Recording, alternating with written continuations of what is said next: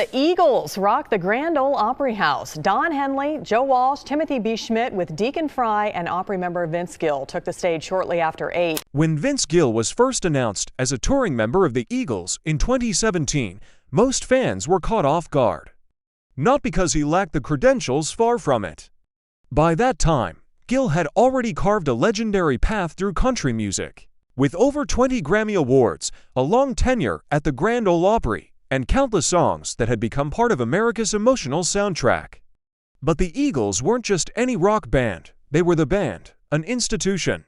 And Glenn Frey, who passed away in 2016, was more than a singer or songwriter, he was the heartbeat of the group. Replacing him felt almost unthinkable, so when Gill stepped into that role, it wasn't just about learning the songs or hitting the notes, it was about stepping into sacred territory. And in his own words, the decision came with heavy emotional weight.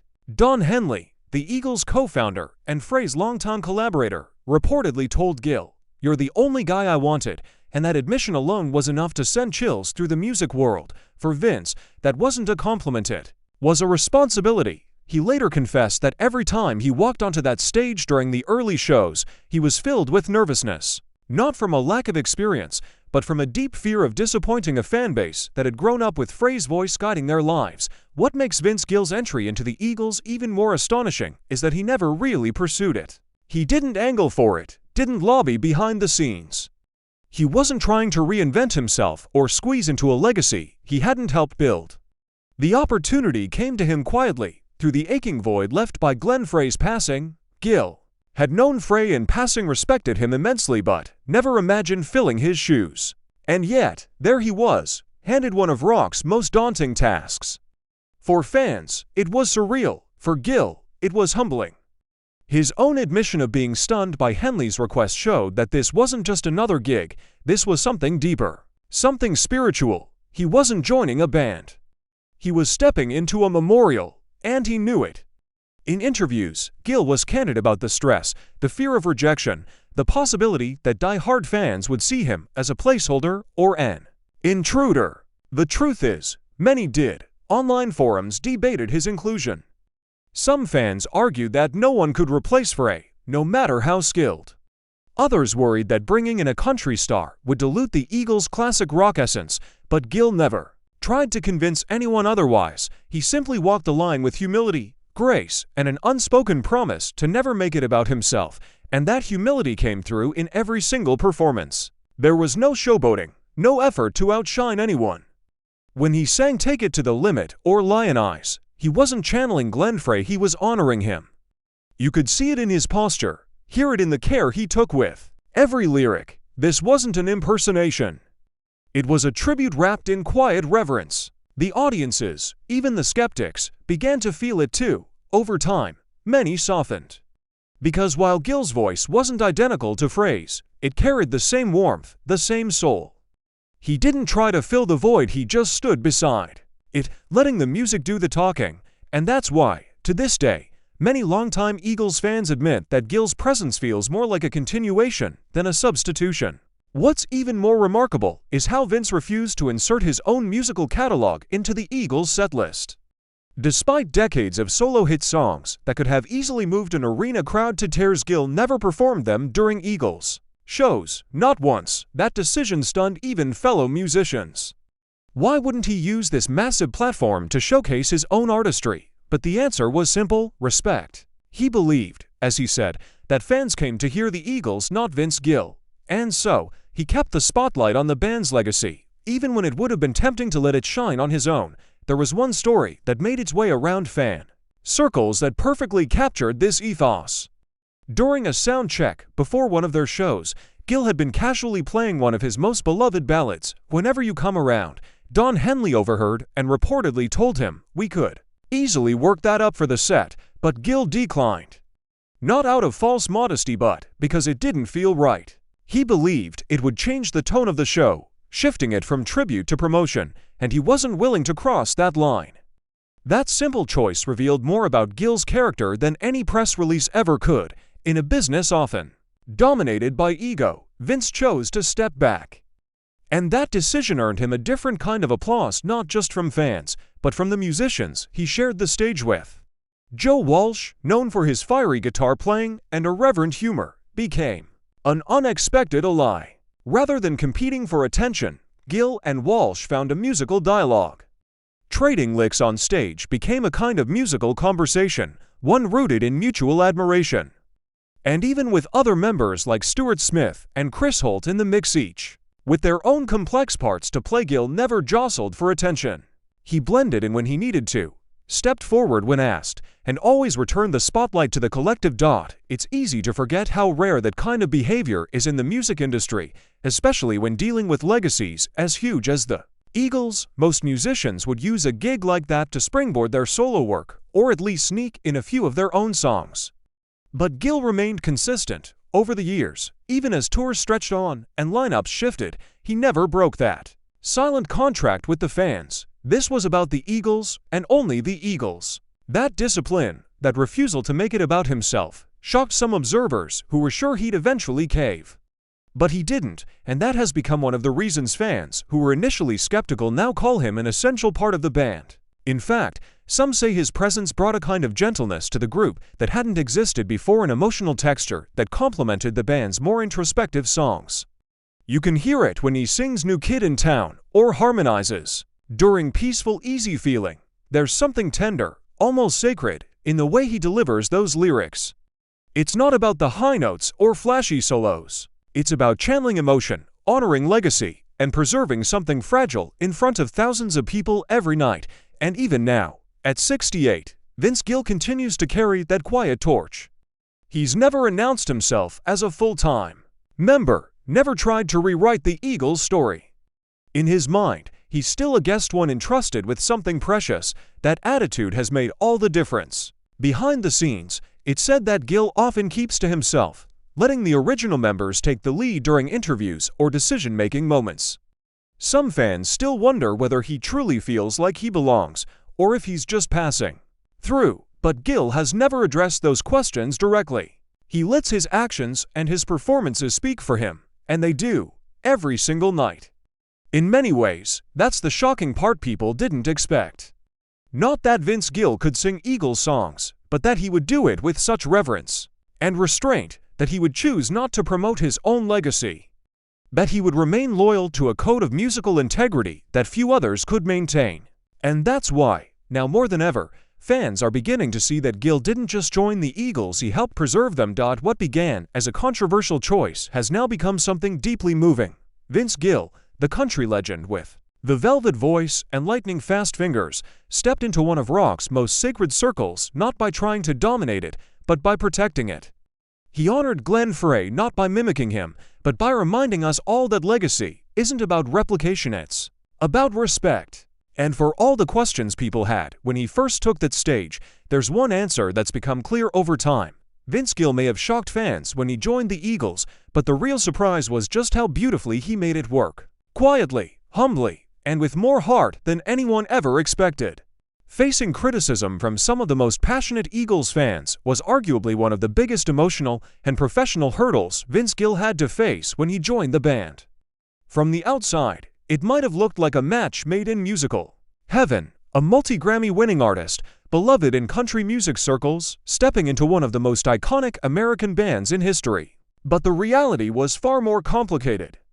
Glenn Frey, a founding member of the Eagles and one of the band's most defining voices, had passed away in 2016, leaving behind not just a vacancy in the group, but a hole in the hearts of millions of fans around the world. For many, Frey wasn't just a performer, he was a symbol of an era, a voice tied to memories, milestones, and moments that shaped their lives.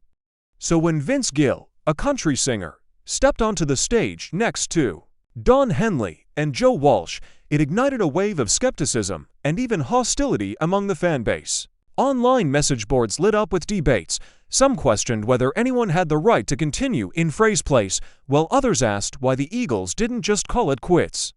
The backlash wasn't subtle. It was public, pointed, and deeply personal. But Gill didn't flinch. He addressed the criticism directly in interviews, always with humility. "I don't sing like Glenn, and I don't pretend to," he said plainly. That one sentence carried the weight of truth and respect, disarming critics not with defiance, but with honesty. Rather than imitate Frey's vocal stylings, he approached the songs as tributes, preserving their integrity without trying to replicate the irreplaceable. This wave of criticism didn't just exist in cyberspace or newspaper columns, it seeped into Gill's internal world as well. Though he rarely showed it on stage, the pressure of being in Frey's shadow was immense. Some close to the situation whispered that Gill considered walking away during the early days of the tour, overwhelmed by the emotional strain and the weight of the expectations. Whether those rumors are true or not, they speak volumes about the storm he was quietly weathering. After all, this wasn't just another gig for Gill. He was stepping into the space left behind by a musical titan, performing songs that generations had grown up with. Each night on tour was an emotional tightrope, delivering Frey's lines with respect, hoping to win over those who had already decided he didn't belong. But Gill didn't try to defend himself in interviews or fight back against negative reviews. He simply showed up and let the music speak for itself. Night after night, as he sang New Kid in Town or Lion Eyes, it became increasingly clear that this wasn't an act of ego, it was an act of reverence. Slowly, that respect and humility began to win people over. The same critics who had once questioned his place in the band began to write about how well his voice fit, not as a replacement, but as a respectful homage. Some fans still held out, clinging to their loyalty to Frey, and perhaps they always will. But the majority came to see that Gill wasn't trying to take over. He was there to help the Eagles carry on with grace, but being accepted by the fans wasn't the only challenge Vince Gill faced. The physical demands of touring with a legendary rock band in his late 60s brought a completely different kind of burden. For decades, Gill had been able to dictate the rhythm of his own career. As a solo artist, he could choose when to record, when to tour, and when to take a break. But with the Eagles, things were different. The band's touring schedule was relentless. Big arenas, long travel days, late nights, all part of the package. For a man nearing 70, those routines don't come easily. Gill admitted in interviews that staying healthy on the road had become a top priority. There were no public health scares, but observers noted that he moved with more care than he once did, no longer the youthful guitarist racing across the stage. Instead, his performances were precise, grounded, and thoughtful, the work of someone who knew his limits and respected them. Rumors swirled that he took extra precautions, tuning his instruments in ways that allowed for easier transitions, keeping himself sharp without overextending. Some nights, it showed in the setlist. Others, in the way he paced himself, but through it all, Gill never complained. He understood the privilege of standing on that stage. And even as the wear and tear of the road pressed on him, his resolve remained firm, to honor the music, the fans, and the legacy he'd been entrusted with. The announcement of the Long Goodbye Tour in 2023 brought with it a wave of nostalgia and reflection. It was billed as the Eagles' final tour, the last chapter in a saga that had shaped American rock music for nearly half a century. For Vince Gill, who had already been touring with the band for 6 years, the news was bittersweet. He knew, as did the rest of the band, that this moment wouldn't last forever. Each performance carried new weight. In cities where the band had played for decades, longtime fans flocked to what they believed would be their final Eagles concert. And Gill felt that gravity in his bones. He approached each show not just as another night on the job, but as a farewell letter, a carefully crafted, deeply felt, and fully aware of its historical weight. These weren't just concerts, they were shared goodbyes. Some wondered if the band would follow in the footsteps of other farewell tour that never truly ended, but there was something more final about this one. No gimmicks, no reinventions, just the songs, the band, and the memories. For Gill, the emotional weight was doubled.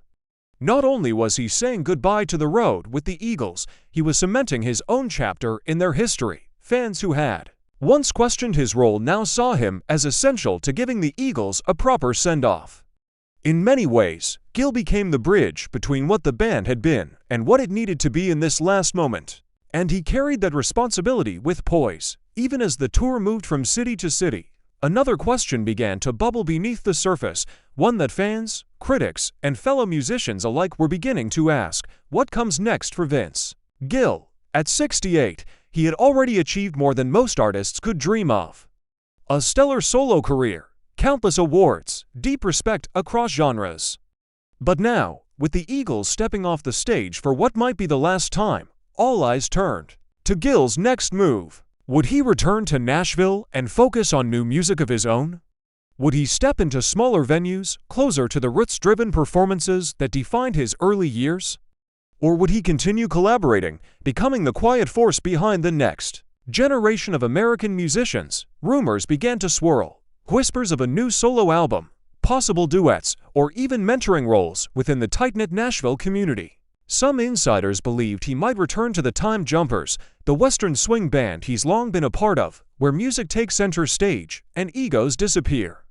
Others speculated he'd take a step back from the spotlight altogether, choosing rest over recognition, but those closest to him insist one thing remains clear: Gill's passion for music is as strong as ever. He may be closing one chapter, but he's far from finished telling his story. And perhaps that's the most remarkable part of Vince Gill's journey with the Eagles, the fact that it wasn't just a role or a gig, but a deeply personal act of service to music itself. From the moment he stepped on stage to sing Glenn Frey's parts, to the final curtain call of the Long Goodbye Tour, Gill never once tried to remake the band in his image. Instead, he did the opposite. He allowed himself to fade into the fabric of the music. He preserved it, protected it, and gave it the dignity it deserved. In doing so, he didn't just earn the respect of the fans, he became a quiet legend in his own right, a reminder that greatness isn't always about volume or visibility. Sometimes it's about listening, about restraint, about choosing humility over the spotlight. So as this chapter ends and new ones begin, Vince Gill stands at the edge of possibility, a seasoned artist who has nothing left to prove, yet still so much more to give. And wherever he goes next, you can be sure of one thing: he'll do it the same way he did with the Eagles, with heart, integrity, and an unwavering respect for the music.